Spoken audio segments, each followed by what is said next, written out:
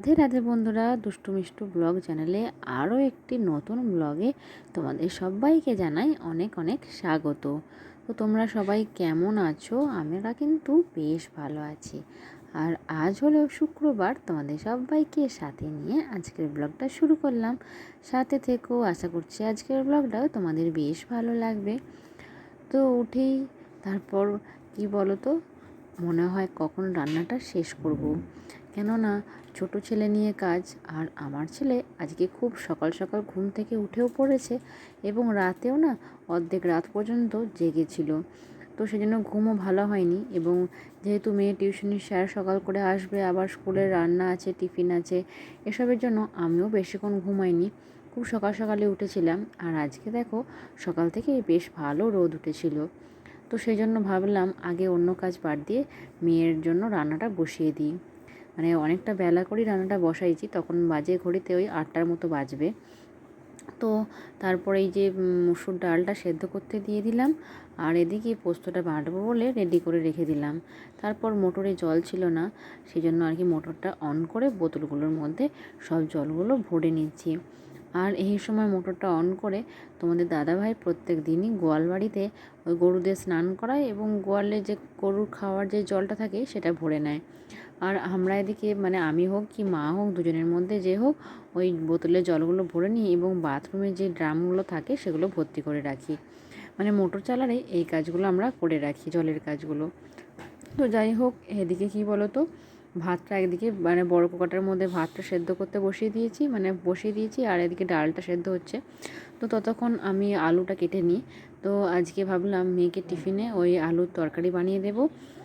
আলুর তরকারি আর মুড়ি দিয়ে দেবো, তাহলে আলুর তরকারি বানালে বাড়ির সবারও জলখাবারে মুড়ি খাওয়াটা হয়ে যাবে। তো সেই জন্য আলুটা কেটে আর কুকারে সেদ্ধ করতে দিয়ে চলে এলাম। এসে আর এদিকে তো বিছানা গোছানো, ঝাঁটপাট দেওয়া কোনো কাজই হয়নি। তো ভাবলাম আলুটা সেদ্ধ হতে হতে বিছানাটা ঝেড়ে বাগিয়ে ঝাঁটপাটটা দিয়ে নিই। তো বললাম যে ছেলে খুব সকাল সকাল উঠে পড়েছে, নাহলে ছেলে ঘুমালে আমি তো ঘুম থেকে উঠে ফ্রেশ হয়ে নিয়ে ওই বাসি কাজটা সেরে নিই সকালেতেই। মানে ভোর ভোরই বলতে পারো, 5টার আগেই আমার ঝাঁট দেওয়া মোছা সব হয়ে যায়। কিন্তু যেহেতু আজকে ছেলে উঠে পড়েছিল, তো সেই জন্য হয়নি। তো সেই জন্য অনেকটা বেলাও হয়ে গেল বলতে পারো। তো ওদিকে তো ভাত আর ডালটা হয়ে গেছে, আলুটা সেদ্ধ করতে দিয়ে এসেছি। তো মোছামুছি করে ঝাঁটপাট দিয়ে তারপর ওই রান্নাটা করবো ততক্ষণ। তো কেননা মেয়ে আবার টাইমের মধ্যে খাবে, তো 9:30টার মধ্যে আমাকে রান্না টিফিন দুটোই কমপ্লিট করে নিতে হবে। তো এদিকে দেখো রুমগুলো সব পরিষ্কার করে ঝাড় দিয়ে নিলাম। আর আমার ছেলে তো খেলতে খেলতে আলমারির তলায় প্রায় সময় খেলনা ঢুকিয়ে দেয়। তো সেই জন্য ঝাড় দেওয়ার সময় না একটু দেখতে হয় যে কিছু খেলনা ঢুকিয়েছে নাকি। তো সেই জন্য আর কি ভালো করে নিচটা পরিষ্কার করে নিই। তো এদিকে বাইরের দিকটা পর্যন্ত ঝাড় দিয়ে দিলাম। আর এখন কি বলো তো, রোজ বিকাল হলেই প্রচণ্ড মেঘ আর বৃষ্টি আর ঝড়।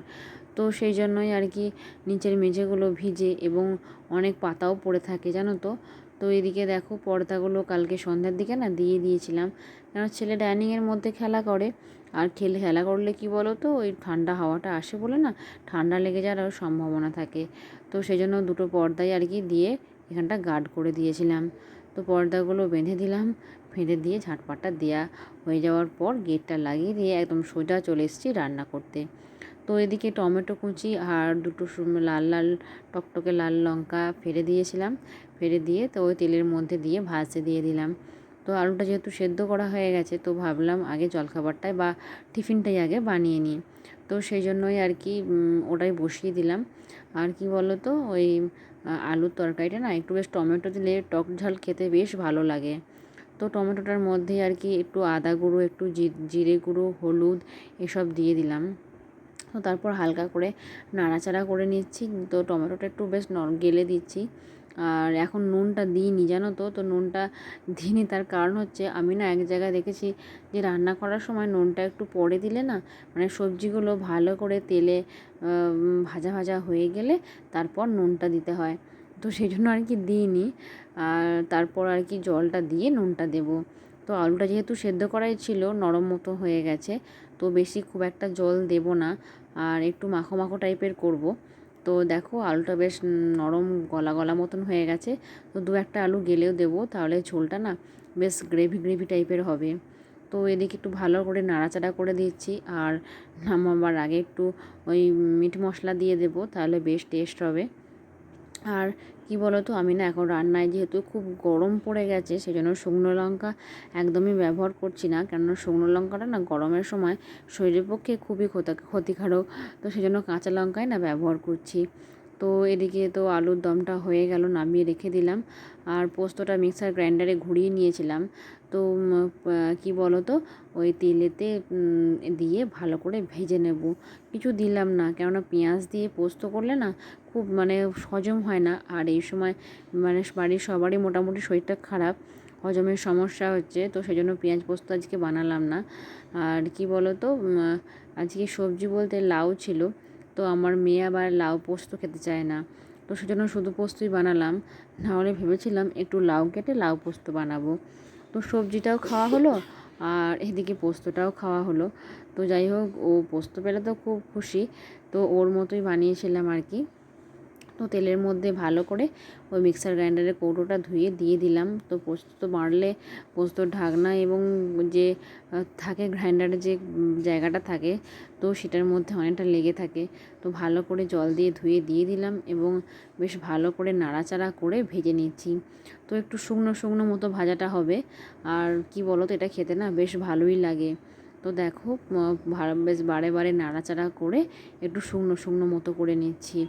আর এর ওপর না একটু কাঁচা তেল দিলে আরও ভালো লাগে। তো মোটামুটি বেশ শুকনো শুকনো মতো হয়ে গেছে, এরপর নামিয়ে নেব। তো ভাবছিলাম যে অনেক দিন তো বড়ি পোস্ত করা হয়নি, কিন্তু আমার মেয়ে ওই যে বললাম সব রকম খায় না, তো না হলে এটা সেটা বানিয়ে দেওয়া যায়। তো তাও রোজকার আমাকে পাল্টে পাল্টে রান্না করে দিতে হয়, একরকম রান্না তো একদমই খেতে চায় না। আর টিফিনের ক্ষেত্রেও তাই, রোজ পাল্টে পাল্টে বানিয়ে দিতে হবে। তো এদিকে দেখো, কড়াইয়ের মধ্যে ওই কাঁচা লঙ্কা ফেলে দিয়েছি একটা, আর এদিকে ওই পেঁয়াজটা ভাজতে দিয়েছি। তো এই পেঁয়াজটা ওই ছোট পেঁয়াজ ছিল, আর তো ছোট ছোট করে কুচানো হয়েছে, তো লাল লাল করে ভেজে, আর যে ডালটা সেদ্ধ করে রেখেছিলাম, তো ওটা নুন হলুদ দিয়ে ঠিক করে রেখেছিলাম।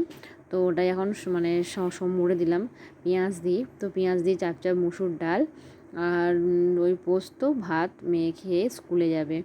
তো এদিকে টিফিনটা আমি রেডি করে দিই। আলুর তরকারিটা কুড়িয়ে দিলাম, আর মুড়ি দিয়ে দেবো কৌটোর মধ্যে। তো যাই হোক, এখন টিফিন রান্না সব হয়ে গেল, অনেকটাই নিশ্চিন্ত বলতে পারো। আর এদিকে কি বলো তো, প্রতিদিন আজকে মানে আজকে যে তাড়াতাড়ি করে রান্না করলাম, কাল থেকে আর নেই, কেননা কালকে শনিবার, কালকে 25শে বৈশাখ রবীন্দ্রনাথ ঠাকুরের জন্মদিন, কালকেও স্কুল ছুটি আর রবিবারও স্কুল ছুটি, আবার সেই সোমবার। তো যাই হোক, এই দুদিন কিছু কাজ করতে পারবো। তো যাই অনেকটা তাড়াতাড়ি করে যেহেতু হয়ে গেল সব, তো তাই ভাবলাম যে এগুলো একটু মোছামুছি করে নিই। তো সাথে তো ছেলে আছেই, ওকে তো দেখাশোনা করতেই হয়। তো ছেলেকে না ডাইনিংয়ে খেলতে বসিয়ে দিয়েছি। তো খেলা করছে, ওকে একবার দেখতে দেখতে আর আমি এখানটা মোছামুছি করছি। তো মাঝে মাঝে তো দুবার ছেলে এসেও ছিল এখানে। তো যাই হোক, সেখানটা তো মানে ছেলেকে দেখাবো না বলে তো আমাকে ওটা বাদ দিতেই হয়।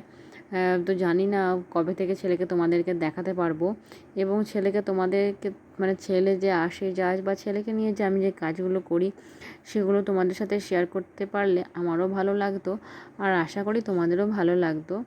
তো যা ওই যে ইউটিউবের টার্মস অ্যান্ড পলিসির জন্য ছেলেকে তো একদমই দেখাতে পাই না। তো যাই হোক, ফ্রিজটা ভালো করে পরিষ্কার করে বাইরেটা কলিন দিয়ে মুছে দিলাম, আর এরপর ড্রেসিং টেবিলটা মুছে দিচ্ছি। আর ড্রেসিং টেবিলটা তো দেখতেই পাচ্ছ পুরোপুরি ফাঁকা, কোনো জিনিস নেই, শুধুমাত্র ছেলের জন্য। আর যে কোনো জিনিস রাখলে সে তো সব ফেলে দেবে এবং ওলঢাল করে দেবে, তো একটা জিনিসও রাখতে পাই না ওর জন্য, তো পুরোটাই ফাঁকা রাখতে হয়েছে। তো জানি না ছেলে কবে বড় হবে, আবার আগের মতো ড্রেসিং টেবিলটা এখানে সুন্দর করে সাজাতে পারবো। তো খাটের এদিকটা ভাবলাম যে ড্রেসিং টেবিলটা যখন মুছছিলাম, খাটের এই নিচের দিকটা একটু মুছে দিই, কেননা এখানটা না বেশ ধুলোও পড়ে। তো রোজকার সময় হয় না, হয়তো সপ্তাহে 2 দিন মুছে দিই, আর উপরের দিকটা তো রোজই মুছে দিই। তো তারপর টুকটাক কাজকর্ম সেরে এরপর স্নান টান সেরে নিলাম। আর অল্প জামা কাপড় ছিল বলে আজকে আর ছাদে গেলাম না। আর সকালের যে কাচাকুচি হয়েছে সেটা মা ছাদে মেলে দিয়ে চলে এসছে, সেজন্য আমি আর গেলাম না। তো এদিকে ওই যে বললাম যে ছেলের কিছু জামা কাপড় ছিল আর আমার স্নান করার সকালের যে জামা কাপড় ছিল সেগুলো মেলে দিলাম। আর আজকে যেহেতু সকাল থেকে ভালোই রোদ উঠেছিল, আর আমাদের উঠানে একটু বেলার দিকে বেশ ভালোই রোদ চলে আসে। তো এখন তো ওই ঘড়িতে বাজবে 11টা সাড়ে 11টার মতো বাজবে। স্নান করলাম, ছেলেকে খাওয়ানো হলো, তারপর মেয়ে খেয়ে স্কুলে গেল, সেগুলো ধোয়াধুয়ি মোছামুছি ছিল। মাঝে একবার গরুকে খেতে দিয়েও এসেছি। তো এরপর ঠাকুর ঘরে চলে এসেছি। আর ঠাকুর ঘরে দেখো বড় মাই ফলটা কেটে উপাসনাদের সেবার জন্য দিয়েছিল, আর ফুল দিয়ে সাজিয়েও দিয়েছিল। তো আমি শুধু ওই একটা মালা গেঁথেছিলাম, অনেক জবা ফুল ছিল। তো এই যে লাল আর সাদার কম্বিনেশনে একটা খুব সুন্দর মালা গাঁথলাম, এবং ঠাকুর ঘরে যে সবচেয়ে বড় মা শারদার পিকচারটা ছিল, তো সেখানেই আর কি মালাটা পরিয়ে দিলাম। আর দেখতে এত সুন্দর লাগছিল কি বলবো তোমাদের। তো অনেক দিন পর এই পিকচারটায় আমি মালা দিলাম। তো দেখো কত সুন্দর লাগছে মালাটা দেখতে। তো ওই টুলে উঠে পরাতে হয়, যেহেতু অনেকটা উঁচুতে আছে এটা, তো সেই জন্য আর কি টুলে উঠে আর মালাটা পরিয়ে দিলাম। তো বিকালে খাওয়া দাওয়ার পর আর কি জামা কাপড়গুলো গোছাচ্ছি। আর কি বলো তো, যেহেতু রোদ হয়েছিল সেহেতু সব শুকিয়ে গেছে, এমনকি এই ব্ল্যাঙ্কেটটা পর্যন্ত শুকিয়ে গেছে। কালকে দুপুরে ছেলে কী করেছিল, ব্ল্যাঙ্কেটটা না হিসু করে দিয়েছিল, তো সেহেতু সকালবেলায় কাঁচা হয়ে গিয়েছিল, সাথে কিন্তু অনেক কাঁথাও ছিল। তো কালকে রাতেও বললাম না ছেলে উঠে পড়েছিল, তো ওই যে হিসু করে দিয়েছিল, আর সেই যে ঘুম থেকে উঠেছিল, তো মোটামুটি ওই রাত 11টা সাড়ে 11টার দিকে উঠেছিল, আর পুরো রাত 2টো পর্যন্ত জেগেছিল, তারপর ঘুমিয়েছে। তো এদিকে মায়ের সাথে ফোনে কথা বলতে বলতে জামা কাপড়গুলো আলনায় গুছিয়ে রেখে দিলাম। আজকের ব্লগটা এখানেই শেষ করলাম। রাধে রাধে।